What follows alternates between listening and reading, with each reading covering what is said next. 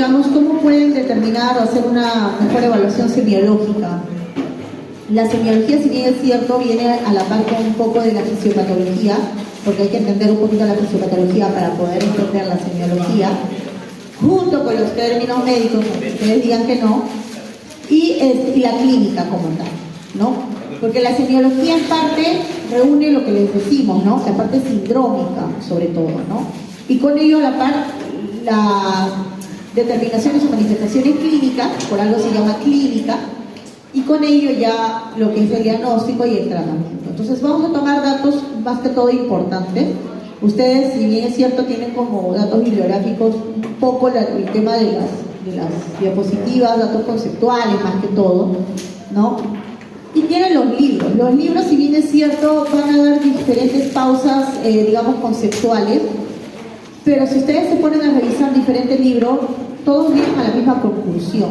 ¿Qué es lo que varía? Varía sobre todo si tengo papers con algunos estudios, por ejemplo, autorizados, o estudios, digamos, de categorización, qué sé yo, prospectivos, etcétera, ¿no? O casos controles, donde yo voy a, digamos, tener información nueva o detallada, sobre todo si hablamos de medicamentos, o sobre todo si vemos del lado terapéutico, ¿no? Que para eso ya hay todo un, digamos, desarrollo terapéutico. Pero cuando hablamos de la parte clínica o semiología, ¿no? Se supone que se toman los datos más importantes para lo que yo trato de relacionar la clínica como tal, ¿ya? Entonces es importante que sepan eso. Vamos a hablar un poquito de la fiebre como datos conceptuales. La fiebre, por datos conceptual, es una determinante sindrómica, por eso la consideramos como un síndrome febril, ¿no? Resultando de, digamos, una elevación anormal en la temperatura corporal. Esta se caracteriza por acompañarse de escalofrío, malestar general, anorexia, cefalea, y que puede causar alteraciones tanto bioquímicas. Entonces, nosotros para eso tenemos que saber que la temperatura aproximadamente normal, ¿no?, de las personas es de 37 grados, pero esta puede variar hasta de 1 grado, sobre todo en los individuos sanos, y que también puede variar de acuerdo a dónde estoy colocando el termómetro, porque es diferente que yo coloque el termómetro a nivel axilar, ¿no?, que lo haga a nivel rectal, ¿no?, o oral, ¿no? De cierta manera, a nivel rectal el grado de temperatura es un poco mayor, a diferencia que el axilar, ¿no? Pero es más, digamos, de categoría, ¿no?, considerar la temperatura rectal, sobre todo en los pequeños, en los lactantes, ¿no? Ahora, también existe la temperatura central, que es elevada, ¿no?, y que se caracteriza por ser frecuente cuidados intensivos, datos estadísticos, hasta un 70% de pacientes, sobre todo aquellos que presenten cuadros de SIRS, ¿no? ¿Qué consideran ustedes como SIRS? ¿Alguien les olvida la idea, la palabra SIRS?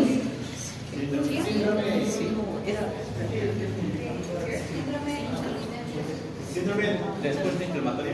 Síndrome de respuesta inflamatoria sistémica, ¿no? El SIRS no es una escala para evaluar la sepsis. Exacto. Pero con eso, a la par, yo puedo ver el tema de la temperatura, porque justo les estoy mencionando. En los pacientes que cursan en cuidados intensivos, el 70% de los pacientes, la mayoría de estos tienen temperaturas altas y mayormente son relacionados a mecanismos por SIRS, en este caso por cuadros sépticos, ¿no? Entonces, por eso es importante.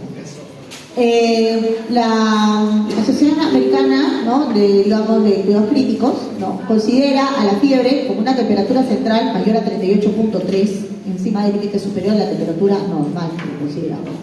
Temperatura corporal aproximadamente central, ¿no?, entre 37 o un poquito más, ¿no? Pero esta, digamos, se puede elevar por un mecanismo, digamos, de vasodilatación cutánea y sudoración. O sea, hace un tema de vasoconstricción y luego un tema de vasodilatación y así. Y luego estaba descendiendo para producir calor por un tema, digamos, insensible de tono muscular. Intensidad de la fiebre, tenemos diferentes especificaciones. La febrícula, que es una, digamos, determinante categórica por una temperatura menor a 35.5, 35.5. Una fiebre ligera que llega hasta 38, una fiebre moderada a 38.3, fiebres altas hasta 40 grados y las famosas hiperexias, que llegan a una temperatura hasta de 41 grados, ¿no? Entonces la fiebre se caracteriza por una temperatura al menos de 38 grados, la temperatura corporal normal fluctúa en variación diurna, ¿no? Y puede variar esta como fluctuación normal entre 1 grado, ¿no?, o 1.3 grados, ¿no? Y existen temperaturas más bajas que se registran entre las 2 de la mañana a 8 de la mañana y temperaturas altas que se registran entre las 4 y 9 de la tarde. La temperatura varía de acuerdo al lugar del cuerpo en el cual realizamos la medición, por eso la temperatura rectal se considera más alta que la oral. Y también puede existir elevaciones de la temperatura que se consideran normales porque se producen por una exacerbación a algo. Por ejemplo, el ejercicio, ¿no? Las mujeres que vamos a hacer al gimnasio, ¿no? Nos ponemos el termómetro y probablemente tengamos la temperatura un poco más alta. O sobre todo, por ejemplo, comer también, sobre todo en el caso de la ovulación. No sé si se han dado cuenta las mujeres, cuando en eso empezamos con temperaturas altas, sentimos como un cierto bochorno, empezamos con una diaforesis y estamos en un mecanismo ovulatorio, ¿no? Entonces, eso es también tomarlo en cuenta. Igual, temperatura rectal más o menos 0.3 grados, temperatura celular menos 0.6, existe la hiperexia ante una respuesta orgánica mayor a 41.5 grados, e hipertermia por mecanismos de alteración en la termorregulación hasta 42 grados, y la hipotermia, que es todo al revés, digamos, la temperatura está menor de 35. Términos importantes a tomar en cuenta: hipertermia, que se considera como la hipertermia, el aumento de la temperatura que se da por la producción o por disminución de pérdida de calor en su centro termorregulador, que no suele cambiar. La hiperperexia aumenta de la temperatura superior a 41 grados, ¿no? Y que se encuentra incluso en su límite máximo de temperatura. Y la hipotermia, una temperatura menor a 35. ¿Qué causas me pueden llevar a alteraciones de la temperatura? Muchas, ¿no? Si se dan cuenta, por alteraciones incluso a nivel hipotalámico, ¿no? Acuérdense que el hipotálamo es el regulador de la temperatura. Entonces, ¿qué pasaría si existe una alteración a nivel hipotalámico? Desregula, exacto. Traumatismos, lesiones, ¿no? Masas, neoplasias degenerativas o incluso infecciosas encefálicas, como la encefalitis. Medicamentos también.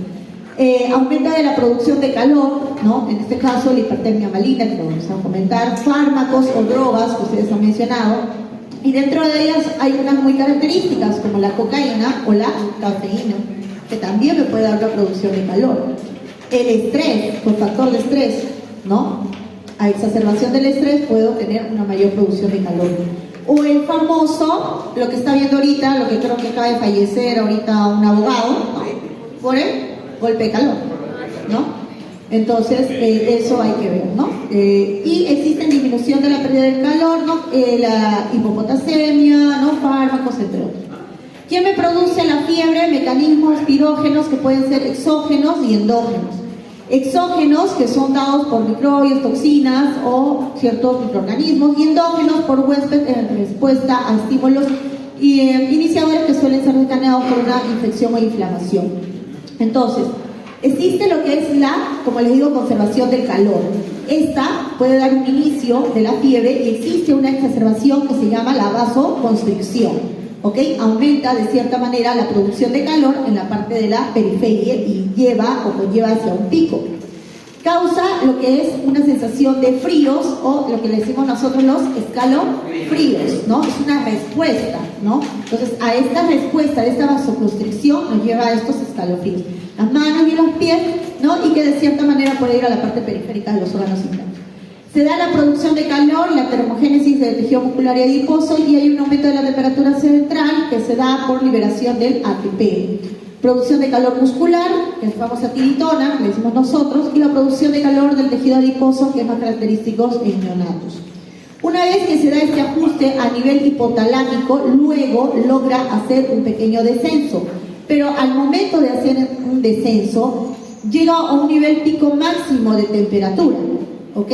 Entonces, digamos que los escalofríos conllevan a una respuesta a la temperatura que ya se va exacerbando o se va limitando a su pico alto, para luego ir descendiendo y dar un mecanismo de vasodilatación. Y esa vasodilatación viene con la diaforesis, ¿no? Entonces el paciente empieza a presentar primero los escalofríos, ¿no? Por este mecanismo vasoconstrictor, y luego inmediatamente empieza a presentar la diaforesis.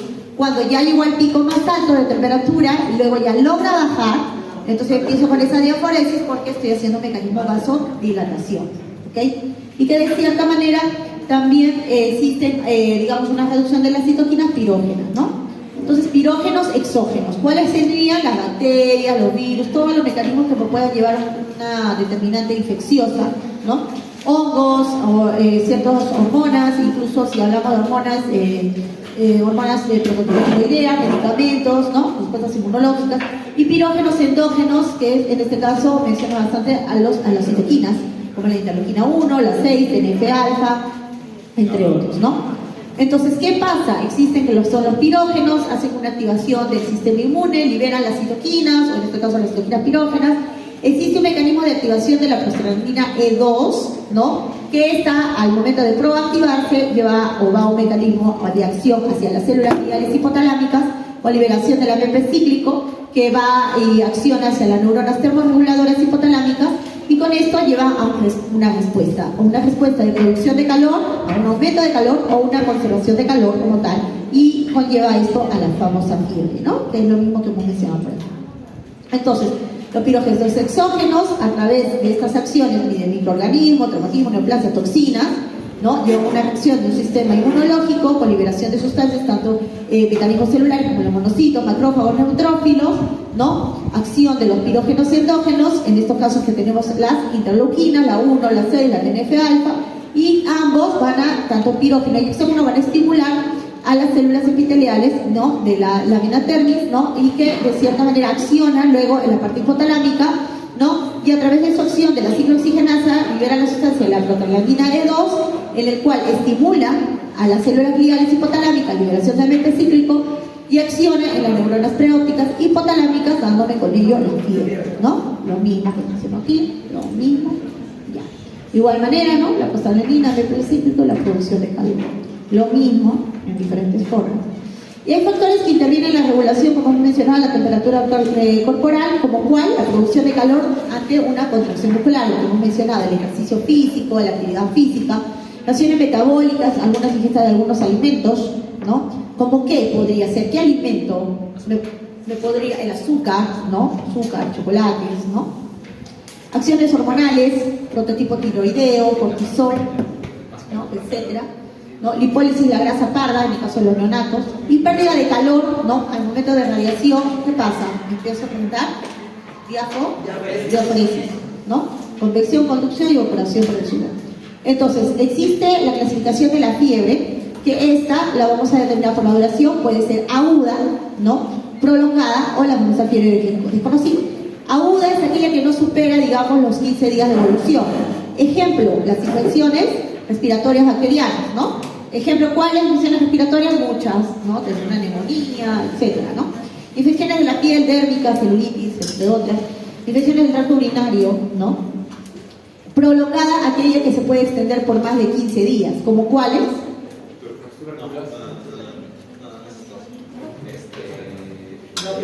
Neoplasias, y otra vez metemos a las neoplasias, ¿no?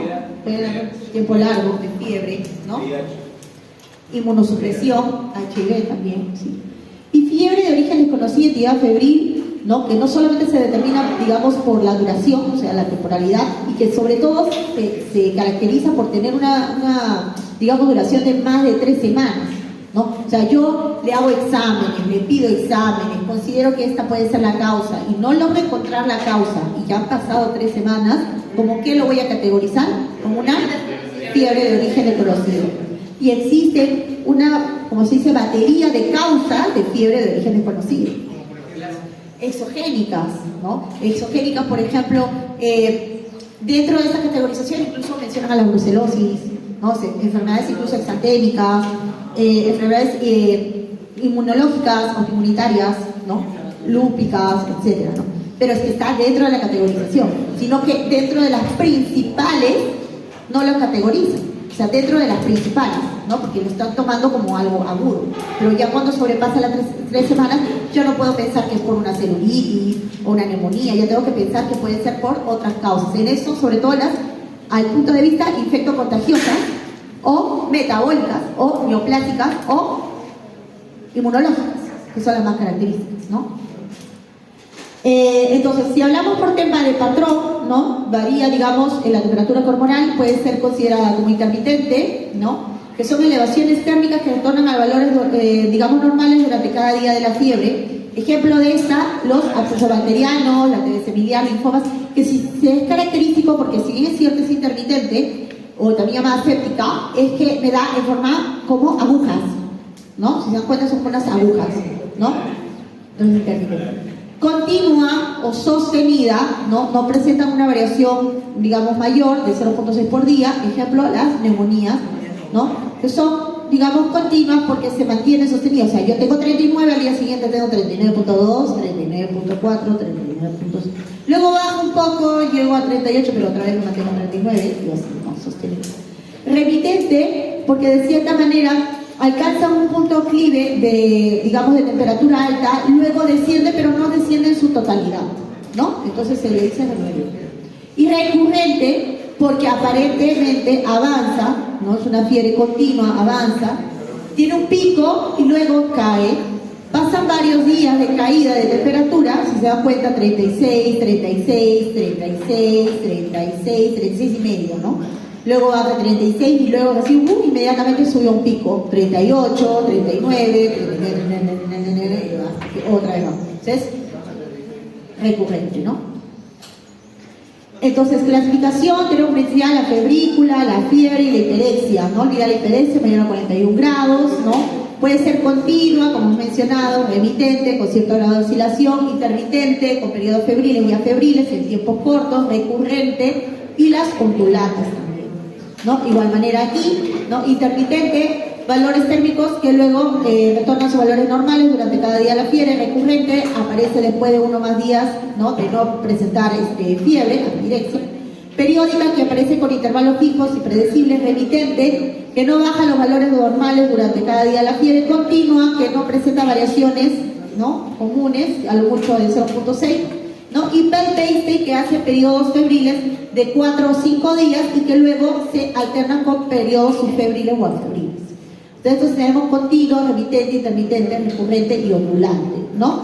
¿Qué es lo más característico que se ve en la emergencia? Pues lo más característico se ven las recurrentes, las continuas, sí, varias, dependiendo del paciente, ¿no? Pero las que yo he visto mayormente son las recurrentes y las continuas. Algunas veces intermitentes también, ¿no? Entonces, de igual manera, acá hay una relación, este cuadro me gusta mucho. Los tipos de fiebre, ¿no? Como he mencionado, continua, remitente, intermitente, ¿no? Y las patologías que me pueden asociar, ¿no? Respiratorias, reumáticas, que son continuas, sépticas, ¿no? Infecciosas, infectocontagiosas, ¿no? Brucelosis, ondulantes, ¿no? O septicemias, entre otros. Existe la respuesta de fase aguda, ¿no? Que es una respuesta multisistémica, un estímulo agresivo, que puede aparecer horas o días, ¿no? Y que se caracteriza por la fiebre aguda en un enfermo inmunocompetente. ¿Quién sería un paciente, digamos, inmunocompetente? Pacientes con TB también son inmunocompetentes, ¿no? De 15 días sobre todo, ¿no? Inmunosuprimido sería, digamos, con mayor tiempo. Inmunocompetente yo lo pondría más para los pacientes con TB, ¿no? Que pueden tener, digamos, una fiebre continua, ¿no? Que en un periodo de tiempo de 15 días, que me viene por tos, ¿no? Fiebre prolongada de más de 15 días, ahí pondría un paciente con inmunosupresión, como en el caso del HIV, ¿no? Está inmunosuprimido, ¿ok? Y fiebre de origen desconocido, más de 3 semanas, es que pondría un paciente con brucelosis, ¿no? Ya, ok. Existen reactantes de fase inflamatoria, ¿no? Y que de cierta manera dan un mecanismo de respuesta para el famoso CIR. Dentro de estas proteínas que van a aumentar este mecanismo de reacción aguda o de fase aguda, vamos a tener al PCR, a la tolorina, la ferritina, entre otras, ¿no? Perdón, un ratito. Aló, un ratito. Sí. Ok.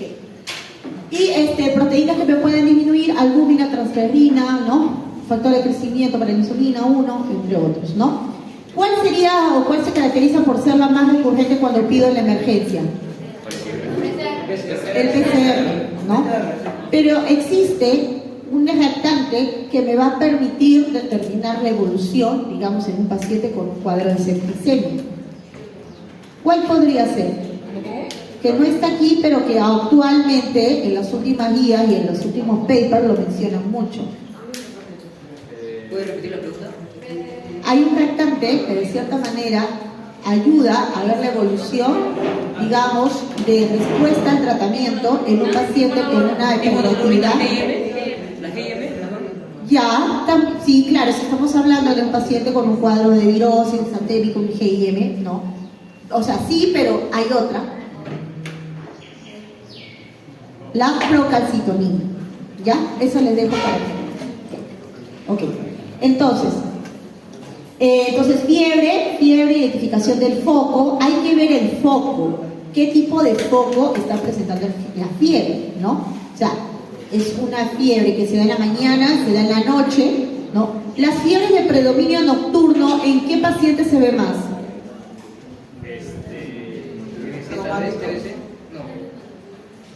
A predominio nocturno. No, COVID no, COVID todavía puede dar fiebre. Hay una característica del paciente que se pregunta, por ejemplo, semiología, o pregunta de clínica, o pregunta de la fiebre en las noches. Hay una patología que me da siempre fiebre en las noches, mayormente. Tuberculosis. Ya, eso lo pueden ahí chequear. Pregúntenme. Entonces, yo tengo que identificar el foco, tengo que identificar si es de día o de noche, ver si hay un foco no aparente que esté presentando el paciente. Ejemplo de esto, ¿qué diría yo? Porque se ha dado. Paciente que viene por alza térmica de 3 días de evolución dentro del hospital, ojo, en el hospital, que aparentemente venía por otra causa, qué sé yo, no sé, dolor precordial, ¿ok? Es un dolor torácico, un paciente cardiópata, y que al cuarto o quinto día me empieza a presentar fiebre. ¿Pero por qué? Tercer, cuarto día. No, es actividad. Ya. ¿Qué otra causa me puede dar fiebre en un paciente cardiópata? Pero es el tercer, cuarto día de la fiebre. No sé, por eso te digo. Tercer, cuarto día que viene con fiebre en el hospital, que la enfermera te viene y te dice, doctor, el paciente está presentando pico febril de 38, 39 y es su cuarto día hospitalizado. ¿Qué podrías pensar cuál sea el foco de la fiebre? Infeccioso. Respiratorio, está bien, ¿no? Pero si es postquirúrgico, me parece que va más relacionado con respiratorio. Pero si no se ha operado ni nada. Medicamentos, puedo pensar si está con antibióticos al quinto o sexto día de antibiótico, ¿no? O séptimo día. ¿A qué? Estafilococcus aureus, ¿en dónde? ¿En dónde? ¿Qué la tienes? Fueron biopelículas en la...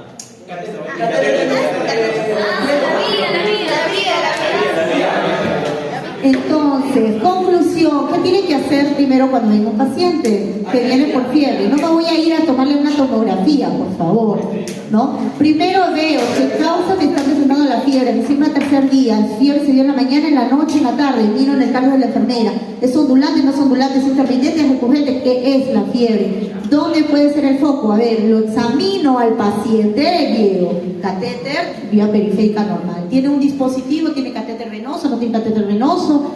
Recién ahí hago mi examen físico, exploro, mucosa bucal, y si no tuviera eso, si no fuera la vía periférica, y yo no sé si tiene una lesión o una úlcera en la boca, pero ya de frente usted, no, neumonía, ¿no? Ya está con los accidentes, ya, no.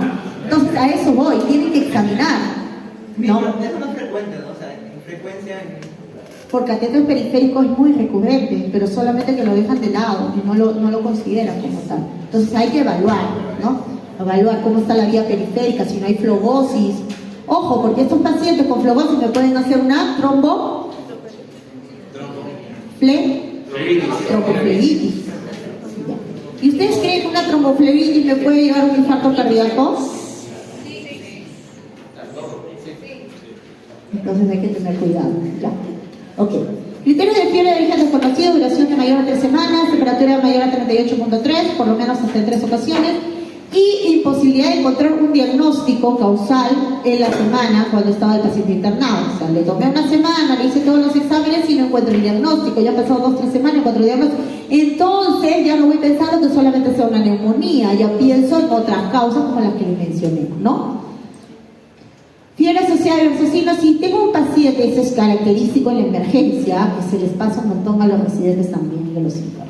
Paciente que viene con alza térmica, que viene por cefalea y trastorno de sensorio, que no lo tenía, un paciente joven de 28 años. ¿Qué puedes pensar?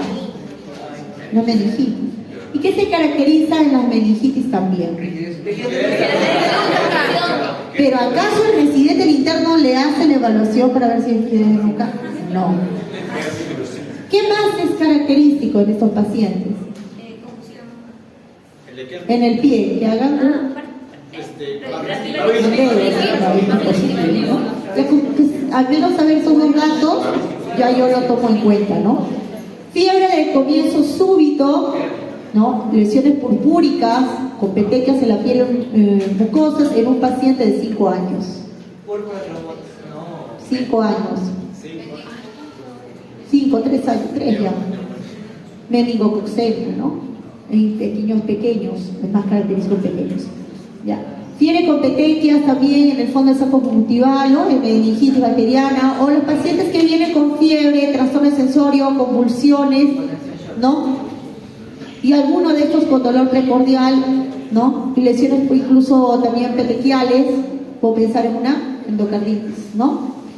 Fiebre que viene con fiebre, escalofríos, hipotenso y alteración de sensorio. ¿Verdad? Bacteriemia, el famoso, que no voy a decir, o el famoso sepsis, el famoso Campey y todo lo demás, ¿no? Survive y todo ello.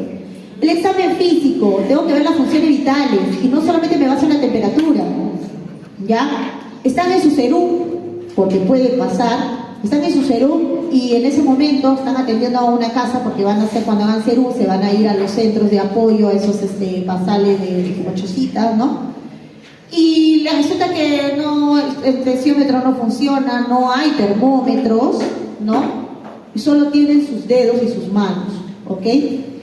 Y aparece un paciente que está con trastorno de sensorio, le tienes que tomar la frecuencia cardíaca, ¿no es cierto? Y está con una frecuencia de 115 y lo sientes caliente. Ya con eso te vas determinando que posiblemente el paciente me está haciendo fiebre, ¿ok? O sea, no necesariamente yo tengo que tener mi termómetro a la mano. Tengo que ver el estado de conciencia, el nivel de conciencia. Si el paciente presenta otro trastorno de sensorio, pero ojo, para eso yo tengo que hacer mi escala de Glasgow y a la par preguntar al familiar o quien esté al costado cómo estaba su estado basal neurológico, ¿no? Porque si es un paciente que ya viene, paciente frágil, postrado, que ya tiene trastorno de sensorio, yo voy a saber que ya tiene de fondo trastorno de sensorio, ¿no?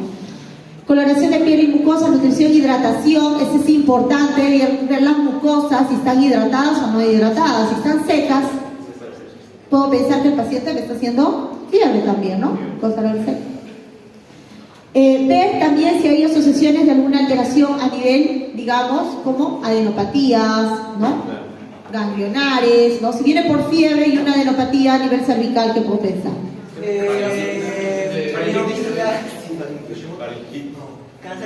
Todo lo ve neoplasia, pero como ya se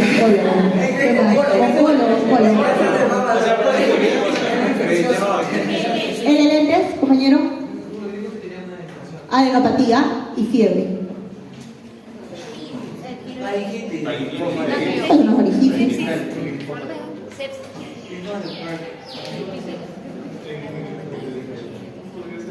Y es un joven de 16 años. Fiebre, adenopatía, 16 años.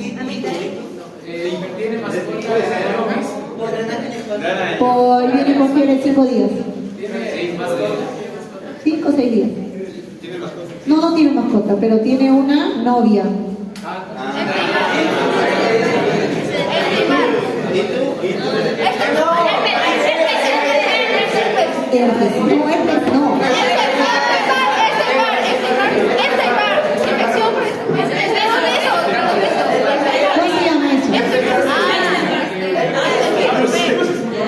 Pero hay que no quieren hacer la terminología médica, ya me enteré ya. ¿Ah? ¿No? Mononucleosis. Y a esos pacientes, por favor, no les pidan pues tomografía, resonancia, ¿no? Ya, ok, muy bien. Entonces, yo tengo que establecer al paciente si el paciente viene con alza térmica, si viene o no con erupción, porque si viene con erupciones, yo sé que puede ser desde ya una enfermedad exanthémica, ¿no? Viendo la edad también, ojo, ¿no? Exploración física, ver si hay lesiones o no, y con eso pido mis pruebas complementarias. ¿Qué pasa si el paciente me viene con fiebre, con lesiones o no, pero hay trastorno de sensorio, alteración de la saturación, un PAFI bajo, ¿no? Yo tengo que ver si el paciente no me está haciendo una meningitis, una neumonía, qué sé yo, y el paciente recurre incluso a una ventilación mecánica, ¿no? Si ha usado no fármacos y ver si es que ahí menciona su compañera, ¿no? Si está con él, una de ustedes me comentó, antibiótico. Sí, perdón. El antibiótico, ¿no? Porque también existe la fiebre por antibiótico, ¿no? Edad, historia de vacunación, eso es importante, ¿no? Sobre todo los niños pequeños, ¿no? Y no tan pequeños, la historia de la vacunación, cuántas vacunas ha tenido, preguntar ahora que hemos tenido lo del COVID a todos los pacientes si han presentado no vacunas por COVID, estado inmunológico del paciente, esto es importante porque muchos no lo consideran en la anamnesis, por eso la anamnesis es el 80% del diagnóstico, ¿no? Yo tengo que preguntar, señor, ¿cuántas parejas sexuales tiene? Doctora, ¿pero por qué me pregunta cuántas parejas sexuales ha tenido? Usted, su gusto, ¿por qué? No tenga miedo en preguntar, si no, no van a llegar al diagnóstico, ¿no? ¿Su gusto por usted tiene pareja mujer o varón? Pues sí, ¿no? Nos hemos llegado en la emergencia, muchos que están viendo la emergencia y que su orientación sexual, sin descartar, porque es normal la orientación sexual masculina femenina, pero ojo, no por el hecho que tenga una orientación sexual masculina, yo voy a pensar necesariamente que el paciente ya tiene una inmunosupresión y una inmunodeficiencia y todo lo demás. Ojo, ¿no? También puede ser una ITS, como también lo mismo pasa en las mujeres. Paciente que viene por fiebre, adenopatías cervicales, inguinales, ¿le han aparecido ulceraciones en la parte, ¿no?, de la vagina? Doctora, ¿por qué me pregunta? ¿Le ha aparecido? Sí. Entonces, a lo que voy es que hay que preguntar, ¿no? Preguntar hasta ver si es que realmente van al diagnóstico, ¿ya? Fármacos, si toman fármacos o no, si tiene antecedentes de alguna alergia al medicamento, si anteriormente ha tenido fiebre por algún medicamento que haya tomado o no, valvulopatías, no sabemos si son pequeños o no, porque no necesariamente los pequeños lo voy a considerar que el paciente tenga una valvulopatía congénita, ¿no? A veces hay pacientes de 18 o 20 años que vienen por palpitaciones, exacerbaciones, incluso de fiebre, y que uno le hace un ecocardiograma y ya tiene un antecedente de una cardiopatía congénita. Pero él no lo sabe, pero la mamá y el papá sí lo saben. Por eso es importante preguntar a la persona, y si es joven, al familiar, en este caso al mamá o al papá, porque a veces los papás no lo dicen. Importancia de viajes, ¿no? Estamos viendo una exacerbación del dengue, ¿no? Y que el dengue no necesariamente, porque uno dice dengue, tengo que pensar en Piura, en el norte, ¿no? Se está viendo dengue, me supongo, por todo este lado, que es zona de ríos y todo lo demás, ¿no? Entonces hay que tener cuidado. Estaciones del aire. Pues las funciones vitales incluyen no solamente la temperatura, la frecuencia, ¿no?, la saturación, todo el estado general de cómo viene el paciente, si está orientado o no orientado, sino de toxicidad, ¿no? Si el paciente empieza a presentar respiraciones continuas, taquimia, o en este caso frecuencia cardíaca alterada, si es ubiculdez facial o no, ¿no? Como se decía, una fase tóxica, ¿no? Signos de irritación meningia o afección neurológica, ¿no? Si es rigidez o nunca pensando en meningitis, ver las mucosas, ¿no? Ver las conjuntivas, ver si hay o no adenopatías, si hay hepato o esplenomegalia, ¿no? Porque hay enfermedades infecciosas, ¿no?, inmunológicas también que me pueden llevar a hepatosplenomegalia, articulares, porque si tiene paciente con artralgias, ¿no?, y fiebre, yo puedo pensar que es una enfermedad inmunológica o autoinmune, ¿no? Piel, caneras, exantemas, si presentan máculas o pápulas, en este caso hay muchas patologías, ¿no?, exantémicas, purpúricas, si estamos hablando de dengue, por ejemplo, malaria, entre otras, vesículas, ampollas, varicela, herpes, etcétera, Steven Johnson, etcétera, eritematoso, enterovirus, tóxico estafilococo, entre otros, ¿no? Sarampión, ¿no? ¿Cómo se llaman estas lesiones?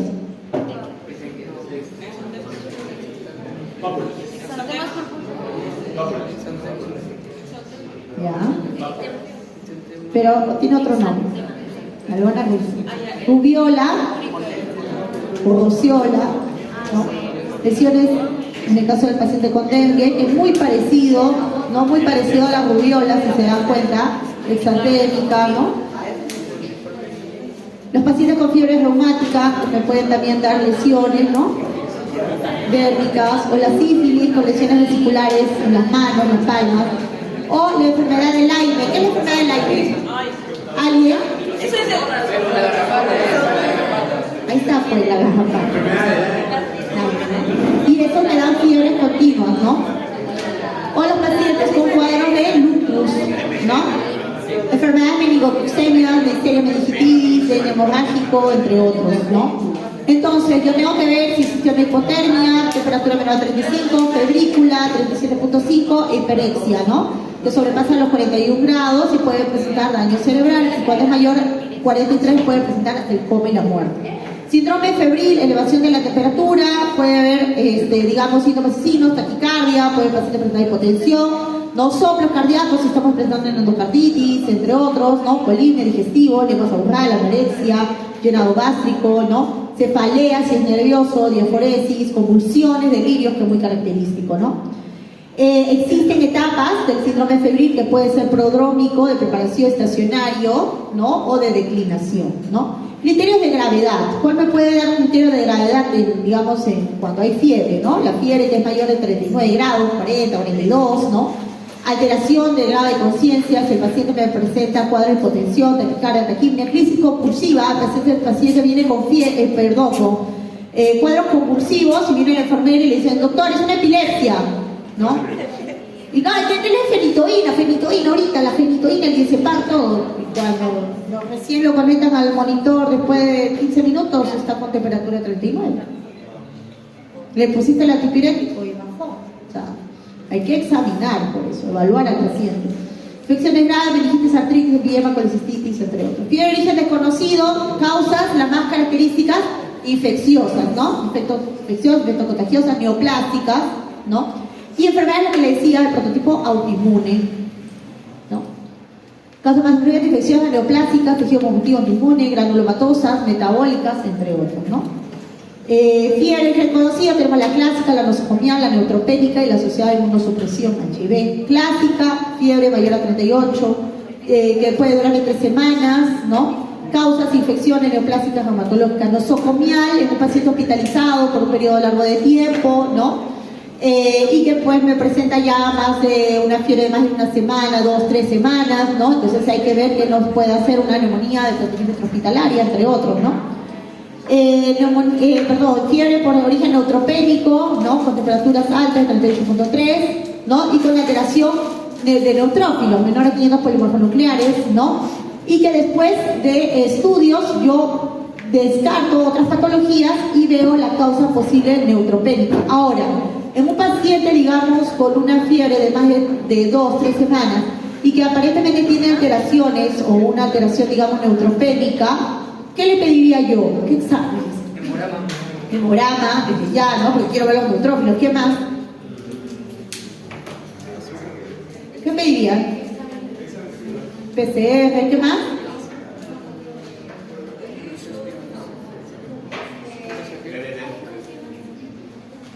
Los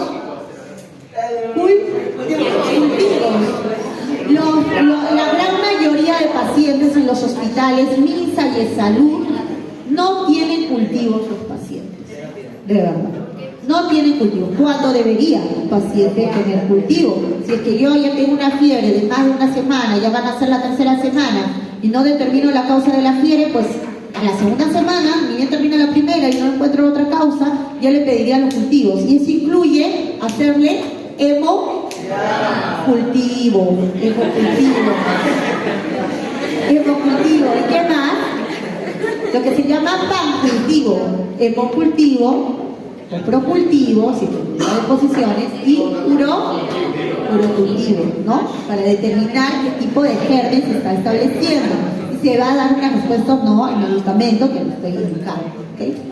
Inmunosupresión, ¿no? Hay que ver, por eso antes de que yo le pida un examen confirmatorio no para HIV, tendría que primero preguntarle al familiar o al paciente el tema del cuadro de inmunosupresión, ¿no? Fiebre mayor de 4 semanas, paciente ambulatorio, ¿no? Incluyendo incluso los cultivos, que estos pueden determinarse o no, salir positivos o no, ¿no? Y que ver las causas que me pueden llevar. Paciente que viene con probable TB, no digo que el 80 o el 90%, pero hay un gran porcentaje que los pacientes con tuberculosis, sobre todo en varones, existe una asociación para inmunosupresión, HIV, ¿no? Si es un paciente más aún que viene de la calle, que no tiene familiares, etcétera, no se le descartaría, ¿no? Hacerle examen, digamos también, si es un paciente joven, el famoso TORCH, ¿no? Para ver toxoplasma, rubiola, ¿no? Citomegalovirus, entre otros, ¿no? Y si es que yo quiero descartar un tema de linfoma, ¿qué tendría que hacer más allá de eso? Biopsia, ¿dónde? Para eso tienes que evaluar si hay cadena ganglionar, ¿no? Si está aumentado o no, y está ya. Hay fiebre psicógena, puede haber hipertermia, 37.4, 38, puede haber fatiga, insomnio y cefalea, ¿no? Y hay que ver los grados de temperatura. Otras formas de fiebre, lo que mencionaba por aquí su compañero, quería saber algunos datos y conceptos. Agotamiento por calor. ¿Cómo me caracteriza por lo que viene el paciente? Por malestar general, mareo, debilidad, náuseas y vómitos, que es muy característico en todos nosotros ahorita que estamos con las temperaturas altas, ¿no? Tenemos esa sensación de mareo, tenemos un poquito de náuseas, si no hemos comido con mayor razón, ¿no? Y un poquito de vómito. Estamos de cierta manera deshidratados, no tomamos líquido de todo el día, porque estamos en clase o estamos en la calle haciendo alguna compra, ¿no? En algunos de nosotros podemos presentar hasta taquicardia, podemos presentar hiperventilación, ¿no? Entonces es importante por eso tener el líquido a la mano. El famoso golpe de calor, ¿no? Que se caracteriza por tener la temperatura corporal mayor a 40 grados, ¿no? Pero existe la disfunción del sistema nervioso central. Hay una hipertermia con una respuesta inflamatoria sistémica donde puede llevar una disfunción orgánica. El paciente puede presentar un trastorno sensorio con un grado de encefalopatía. ¿Qué es característico pedir en estos pacientes con golpe de calor? El CPK. ¿Qué es el CPK? No, no es proteína C reactiva, chicos. ¿Qué es el CPK? Cuando sale la creatinina fosfokinasa. Exacto, ¿no? La proteína ¿no? Y esta, de cierta manera, en los pacientes con golpe de calor, presenta que la tienen alta, ¿ya? Mayormente no tiene rigidez, le da por altas temperaturas y es más característico en ancianos, ¿no? Porque estos ancianos, de cierta manera, ¿usted cree que los ancianos toman más líquido o menos líquido? Imagínense a estos ancianos o los pobres abuelitos que están vendiendo golosinas con las temperaturas altas. Ya, entonces ahora cuando vayan de paseo les van a entregar un caramelo, una agüita, ¿no? Decir, señor, no quiero que tenga golpe de calor, tome suave. Entonces esto puede presentar CPK alto. Ejemplo de esto es el paciente que tuvimos. Tuvimos un paciente, en grosso modo, chicos, antes que termine la clase, pero estamos terminando. Paciente varón, mire, y ahí, por eso yo remato a los internos y a los residentes. Ya. Viene el paciente, ¿no? A las 4 de la tarde, ¿no? Con trastorno de sensorio y con una crisis convulsiva en su trabajo. Él trabaja en el área de ATE, lo que es la construcción de la... ¿Cómo se llama esto? Lo que van a poner? El metro 2. Eso, ¿ya? La línea del metro 2. Ya. Sí. Y de ahí él ha estado trabajando y ahí se fue con un grupo de sus amistades a ¿cómo se llama? A caminar un tramo, porque tiene que caminar un tramo para construir no sé qué cosa. Bueno, como le digo, es capaz de mi persona, no sé ingeniería. Y pues estuvo como 2 horas, 3 horas expuesto. Pero él no mencionó eso, porque está con trastorno de sensorio, ¿no? Se supone. Le pregunta dónde está desorientado en tiempo, espacio y persona. ¿Okay? Familiar viene, no tiene datos. El amigo no vino con amigo, vino solo porque lo encontraron así como... Ah, no, había perdido conocimiento y un taxista creo que lo trajo. No tenía en ese momento los familiares.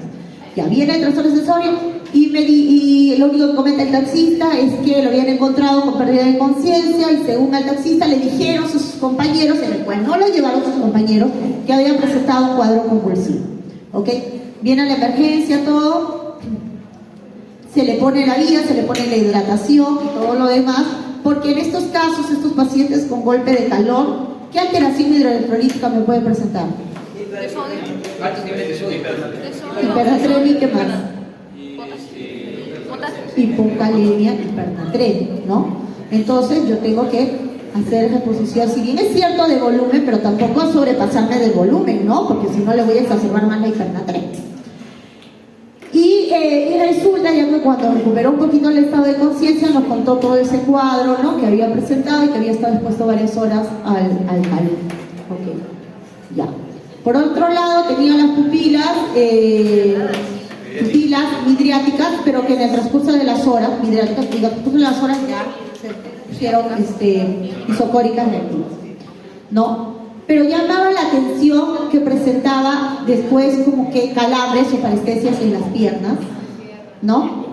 Y durante la estancia de la emergencia presentó de nuevo una convulsión, ¿no? Una convulsión, continuó con la pérdida de conciencia, la saturación bajó, ¿no? La saturación bajó y se le tuvo que intubar. No respondió, se tuvo que intubar, ya se lo llevamos al final.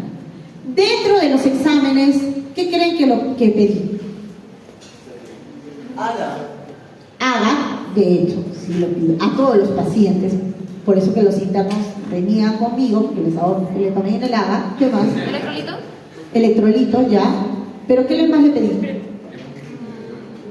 El CPK. ¿Y saben cuánto salió? Más de 2.000. ¿Y cuánto es lo normal? Lo normal es mucho menos, de 50 menos. Entonces es un paciente que de cierta manera presentó un CPK bien alto, ¿no? Entonces desde ya, entonces cuando le pido al interno al siguiente le digo, le haces a los exámenes, le pediste el CPK, bueno, ¿para qué no pedí CPK si este señor está con una epilepsia? ¿No?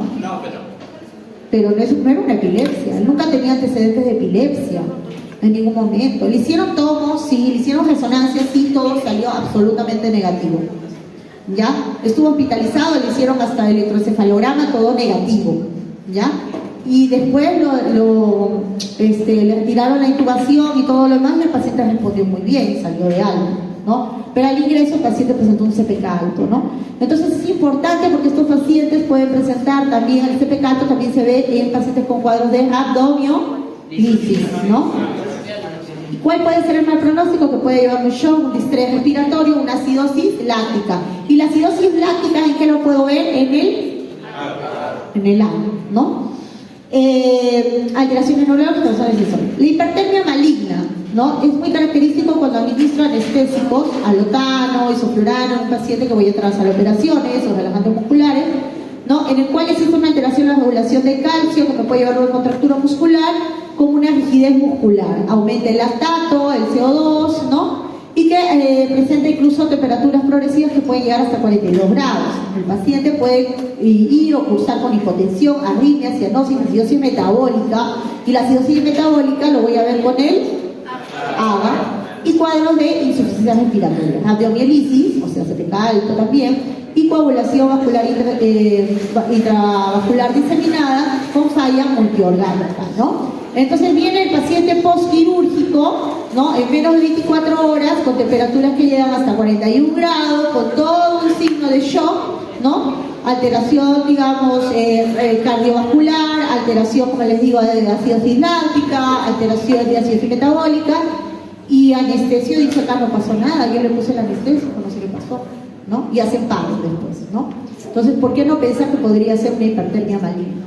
Síndrome neuroléptico maligno, sobre todo se da por medicamentos, ¿no? Existe una reducción de la actividad dopaminérgica en el sistema nervioso central que puede alterar los núcleos de la base y el hipotálamo. ¿Ok? Frecuente en los primeros días de tratamiento, aunque es característico que aparezca también luego al quinto o al 10º día de haber suspendido la medicación.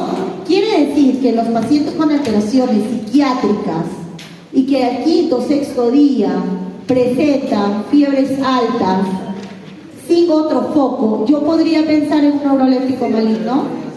Sí. Ya. Pero siguen pensando que es una infección urinaria y no emergencia. ¿Ya? Entonces, hay que ver que si existe un cuadro de hipertermia, generalmente también síntomas extrapiramidales, puede presentar necesidad muscular, disartria, ¿no? Con un comportamiento muy parecido como si fuera un paciente con DCB, ¿no? Disartria, cialorrea, ¿no? Parkinsonismo, distonías, diafragma, incontinencia urinaria, ¿no? Alteración de la frecuencia cardíaca, alteración del estado mental y el CTK, que puede ser alto, ¿no? O sea, quiere decir que nuestros pacientes con cuadros de hipertermia maligna, neuroléptico maligno, golpe de calor, pueden tener el CTK alto, la gran mayoría sí. Entonces, quiere decir que hay que considerar pedirlo, ¿ok? Entonces, fiebre de reciente comienzo, hay que ver la anamnesis y los familiares, que si habría picado o no, los hábitos sexuales, profesión, entre otros. La exploración física, ¿no? Las constantes, trastorno sensorio no, respiratorio, cardiaco, piel, panelas, abdomen, etc., ¿no? La edad es importante porque es diferente que un paciente me presente alza térmica de 8 años, que puedo saber que es una enfermedad exantémica o vírica, a un paciente que me presente fiebre de varios días de evolución de 74 años. ¿No es cierto? Y que me presente también un exantema, pero que me presente lesiones purpúricas o petequiales, ¿no? Que puedo pensar que puede ser otra causa, ¿no? Etcétera, ¿no? Incluso trombocitopénica. Y las trombocitopenias me pueden dar fiebre. Para que no. Síndrome febril. Ok, síndrome febril. Síndrome febril, sensación de calor, sensación de escalofrío, cefalea, malestar, decaimiento, seta aumentada, anorexia. Signos, la fase febril, ¿no? Muy característico en los niños, ¿no? Rubicundez facial, ¿no? Enrojecimiento conjuntival, soplos que pueden existir, ¿no? Lengua intraocular, mucosa bucal seca, piel pálida, seca, ¿no? Por eso hay que ver también la turgencia, disminución del volumen urinario, porque estos pacientes por la fiebre pueden presentar oligoanúricos, ¿ok? Entonces es importante ver eso. Ver la fiebre, si es de reciente comienzo, si hay signo de gravedad o no hay signo de gravedad. Si no hay signo de gravedad, ver si hay focalidad o no hay focalidad. Si hay focalidad, es decir, que yo determino cuál es la causa que me está llevando a esa fiebre, yo le pido todos los exámenes, ¿no? Exámenes hematológicos, caso de hemograma, PCR, placa, cultivos, etc. Y doy el tratamiento específico. Si no cuento, digamos, la focalidad determinada, pero no tiene tampoco signo de gravedad, uso otros exámenes, lo mismo, voy agregando mi perfil bioquímico, mi encuentro leucocitario, de mi tratamiento y voy viendo y haciendo un seguimiento del paciente, ¿ok? Si hay signos de gravedad, ingresa al paciente porque está grave, ¿no? Porque hay un compromiso sistémico, ingreso al paciente, le pongo la vía, todo lo demás, le pido toda la analítica y miren acá lo que les mencionaba, la procalcitonía. Entonces determino con esto si hay foco o no hay foco.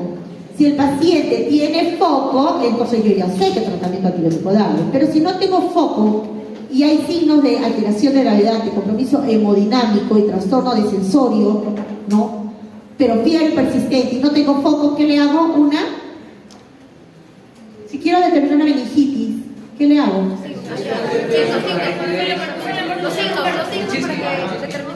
No, pero como examen complementario, ¿qué le hago? Punción lumbar, ¿no? Ok. Le pido una punción lumbar, ¿ya? ¿Y qué parámetros pediría para la punción lumbar? ¿Alguien sabe? Al momento de realizar una punción lumbar, existen unos parámetros. Proteínas, glucosa, albúmina, ¿qué más?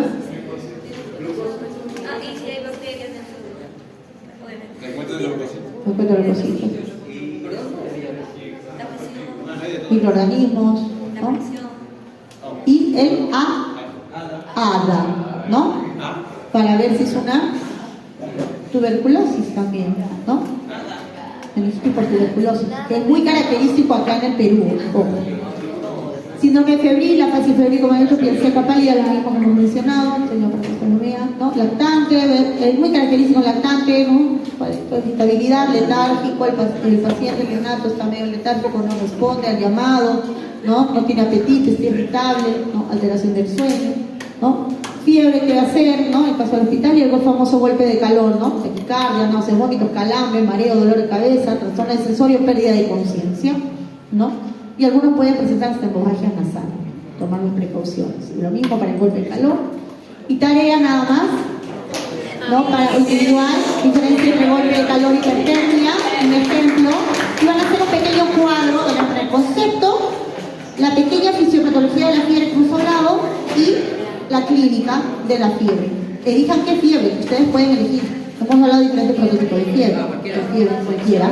Y hacen su cuadrito con una sola hoja para que lo vean. Un anexo de YouTube para que vean un poquito acerca de la fisiopatología y la clínica de hipertermia. ¿Ya? Y para ir terminando, es bastante, pues, ¿qué vamos a hacer? Es rápido. ¿Qué quiere que todo lo que lleva un capítulo en un día y lo haga en un día? Es increíble. Mira, son las 6, mira, 6 y 20, pues hay un poco. Claro, sí, no somos 10 minutos. Media hora. Chicos, para terminar, porque iba a las 6 y 20 y ya me tendría la guardia.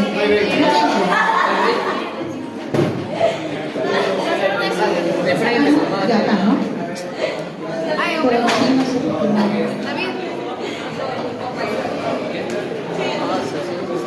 Ya. Ya, de manera muy rápida, ustedes ya lo revisan en su casa, con sus libros. Sistema linfático. Ya lo hemos mencionado la vez pasada, ¿no? Donde existe digamos, los ganglios linfáticos supraclavicular, retropectoral, axilar, epitelial y vinal completo, ¿ok? Ganglio linfático de la cabeza y cuello, tenemos el posterior, el occipital, que para mí es el más característico porque es los pacientes que vienen mayormente a la emergencia por este prototipo de aumento, ¿no? A nivel ganglionar, ¿no? Superficial, cervical, ¿no? Parte baja cervical posterior, submentoniano, submandibular, maxilar, parótida, etc. Entonces, ¿qué tengo que hacer? Preguntar al paciente cuándo apareció, porque ellos van a decir, doctora, tengo un ganglio que me ha aumentado de volumen. No, yo no voy a hacer que es un ganglio, tengo una masa que me ha aumentado de volumen. Entonces, ustedes tienen que definir si realmente es una masa o es un ganglio, ¿no? Si es doloroso o no es doloroso. Si se acompaña un síntoma o no, sobre todo si se acompaña fiebre o a baja de peso, porque si yo tengo una adenopatía cervical o inguinal y baja de peso, puedo pensar en una neoplasia, puedo pensar en tuberculosis, ¿no? Etcétera. Antecedentes personales, ver si el paciente es oncológico o es promiscuo, viaje, disfunción, etcétera. Edad de aparición es diferente a adenopatías en niños, que yo sé que es más causa vírica, que adultos, que es más que todo oncológica. La duración, si es menos de 15 días, voy a saber que es aguda, si es más de 15 días, es su aguda o crónica. Y antecedentes familiares, es importante preguntar si mamá o papá tiene antecedentes de alguna neoplasia, enfermedades, digamos, de tuberculosis o no, mamá o papá, o alteraciones inmunitarias. Importante también saber que existen los ganglios linfáticos que pueden conllevarme a cierto grado de aumento de volumen, ¿no? Sobre todo si hablamos de miembros inferiores o angiopoplitea, ¿no? Pueden asociar síntomas sistémicos, fiebre, pérdida de peso, diaforesis, dolores abdominales, puede asociarse con fármacos, puede ser unilateral o bilateral, ¿no? Y si va asociado con calor, envejecimiento o cambios de coloración, ¿no? Y importante ver en la parte ganglionar, ¿no? Los signos, si hay o no flegosis, si es una masa visible, si es móvil o no es móvil, porque si fuera pétreo, totalmente pétreo y aumentado de volumen, yo puedo pensar que es un ganglio o es una masa. Una masa, ¿no? Ver la coloración, ver si hay o no supuración o hay linfagitis, ¿no? Forma, el tamaño, si hay sensibilidad, la consistencia, si es móvil o no, ¿no? Por ejemplo, ¿qué es una escrófula? Ya lo habrán puesto en su terminología médica.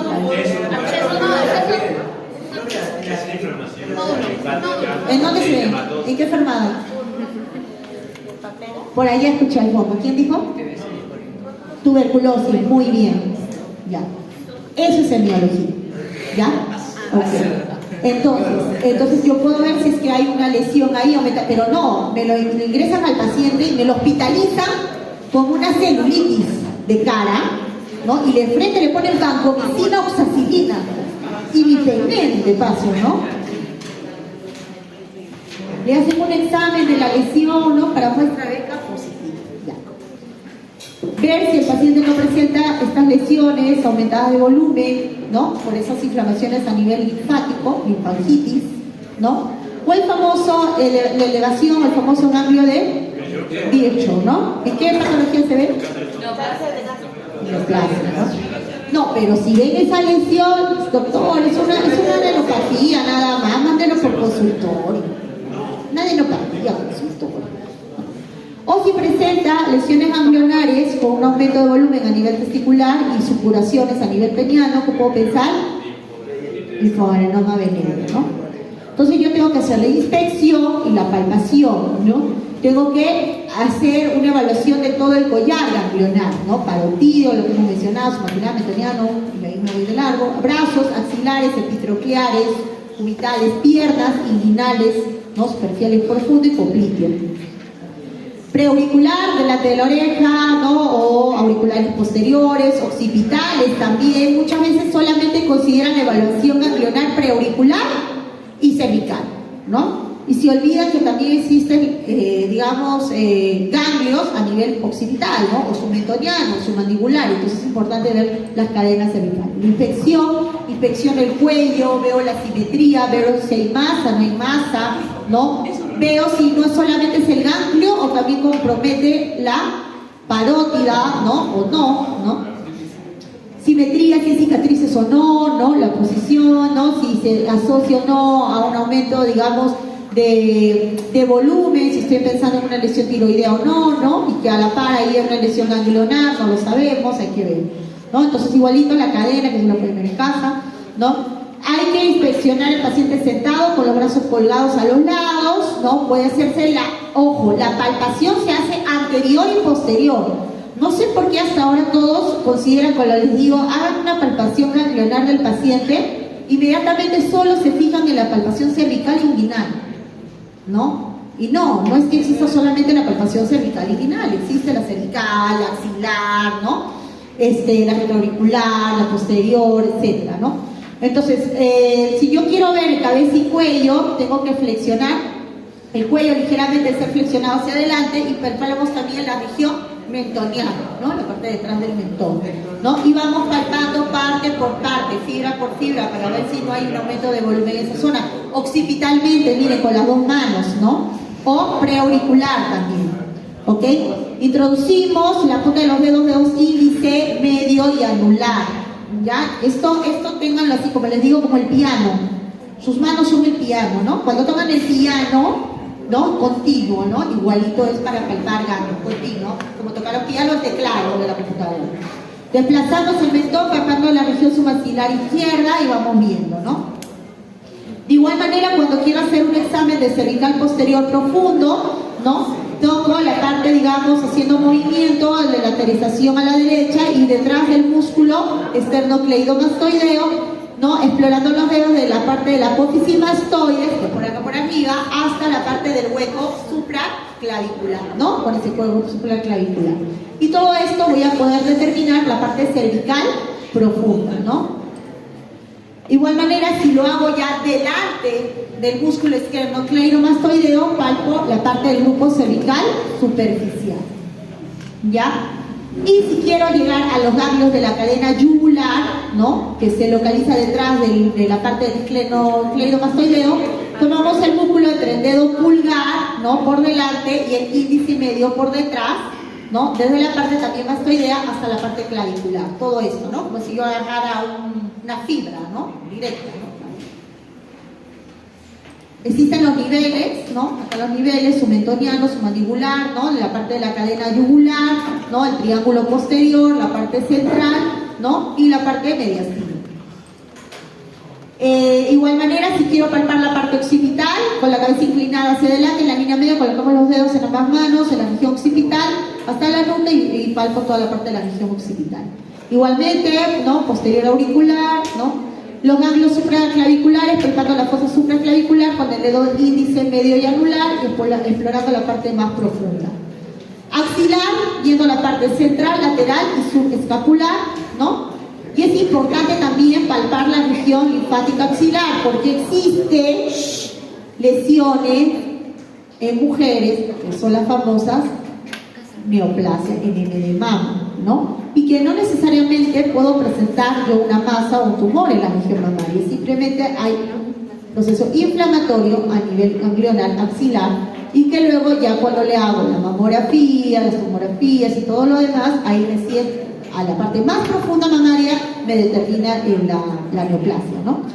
Entonces se hace botar los tejidos blandos de la axila contra la pared torácica y el músculo que rodea toda esa zona. Entonces hago lo mismo que cuando hago la evaluación para la región mamaria, ¿no? Para ver, a descartar un NM de mama, ¿no? Hago que levante la mano a la región axilar y con eso voy palpando, ¿no?